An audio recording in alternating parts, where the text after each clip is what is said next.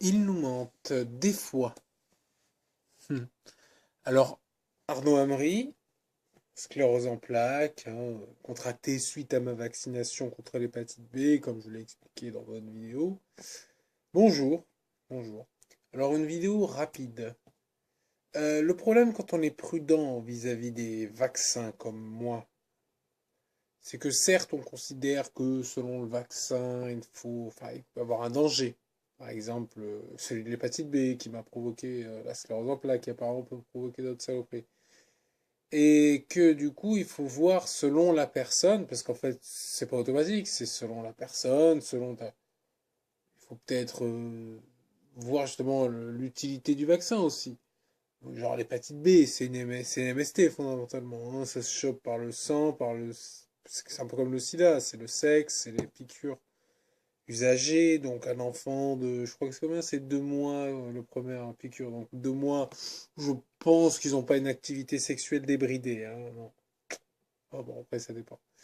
Et donc la dangerosité, donc ça m'a donné, voilà. Donc je j'ai pas envie de piquer mon enfant qui partagera un peu mon ADN. Et donc, moi, ça m'a provoqué la sclérose en plaques. J'ai pas envie qu'il ait la sclérose en plaques, en fait. Il partagera mon ADN, il partagera peut-être un peu de ma délicatesse, de ma sensibilité vis-à-vis de ce vaccin, du virus de l'hépatite B, en fait. Concrètement, même si j'avais une sensibilité vis-à-vis de l'hépatite B, ben, j'aurais pas eu de problème. Parce que comment tu veux choper l'hépatite B? T'es en France métropolitaine, ben, ça va, si t'es en Asie, si t'es en Afrique, si t'es... ouais, ok, il y a un danger potentiellement, mais sinon, non, ça va, ça va. Ça va, le virus Ebola, ça va, j'ai pas besoin de me vacciner contre ça, non. Oh, c'est les maladies du Moyen-Âge, ça va.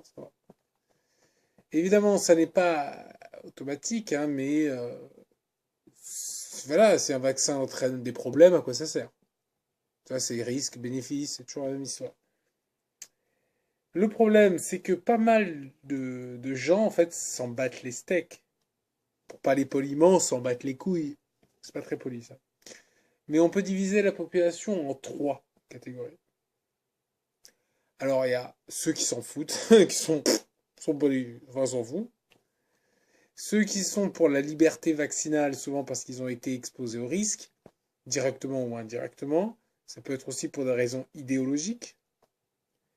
Et ensuite, la troisième catégorie, c'est les anti-liberté vaccinale, qu'on peut diviser donc entre les vendus, qui ont un intérêt économique, qui peuvent personnellement être anti-vaccin, hein. Dans le corps médical, ça existe, hein.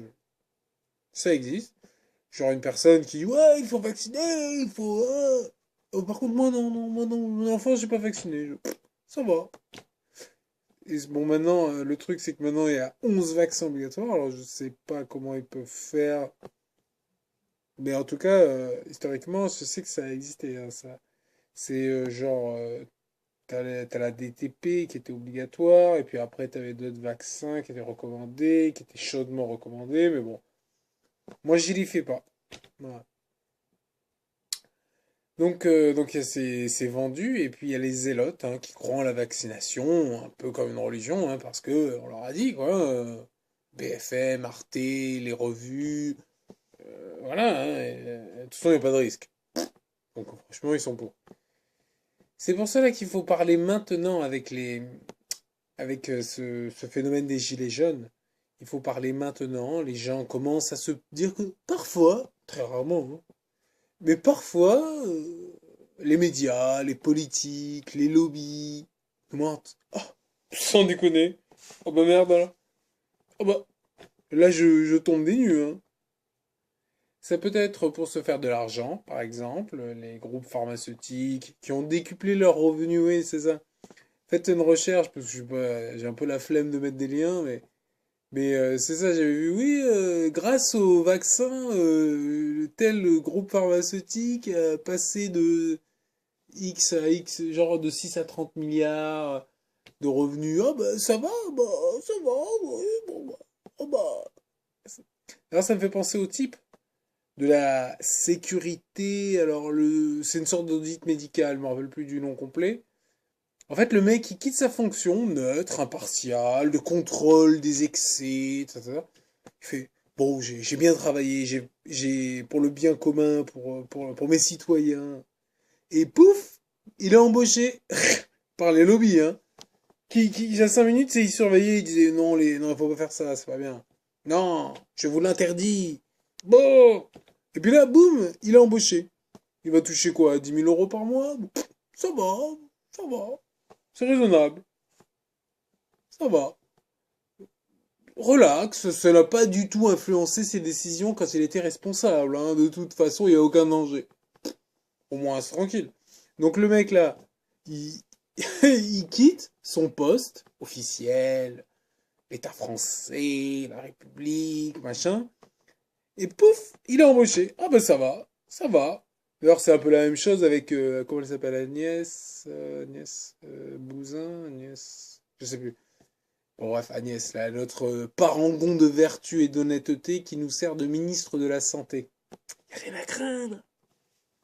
Et genre, mais tout ça, c'est impartial. C'est pas de leur faute si, bon, bah, après, quand ils ont fini leur boulot, bon, bah, il y a le groupe pharmaceutique qui vient qui fait, voilà, est-ce que tu es là? Alouah, alouah, j'ai l'argent pour toi. Ça va? Voilà. Et en fait, pour résumer, en fait, bon, il y a les gens qui s'en foutent, machin, mais il y a des gens qui sont peut-être plus concernés politiquement, économiquement, machin. Et là, je catégoriserais ça en deux catégories. Ceux qui ont pistolet chargé et ceux qui creusent. Toi, tu creuses. Les gauchistes, donc qui peuvent remettre en cause le dogme vaccinal parce qu'ils sont sensibles à l'écologie, à la pollution, au capitalisme sauvage. En revanche, ils peuvent être soumis à la religion du scientisme, hein, croire, parce que bon, bah, Science et Vie Junior leur dit, ou etc., un autre truc, leur dit qu'il n'y a aucun danger, il n'y a aucun risque, hein, vous pouvez y aller, hein. Il n'y a aucun risque. Il y a le groupe pharmaceutique qui le dit, et il y a la recherche, c'est les experts nommés payés par ce groupe pharmaceutique, qui disent qu'il n'y a aucun risque. Alors, il n'y a aucun risque. Ça va. Donc, ils peuvent être dans la norme, dans l'esprit commun. Mais bon.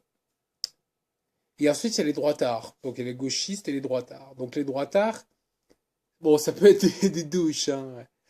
Parce que c'est la loi du plus fort, c'est l'important, c'est l'économie, la croissance. En revanche, ils peuvent avoir aussi une conscience de liberté individuelle. Je choisis, après j'assume les conséquences de mon choix.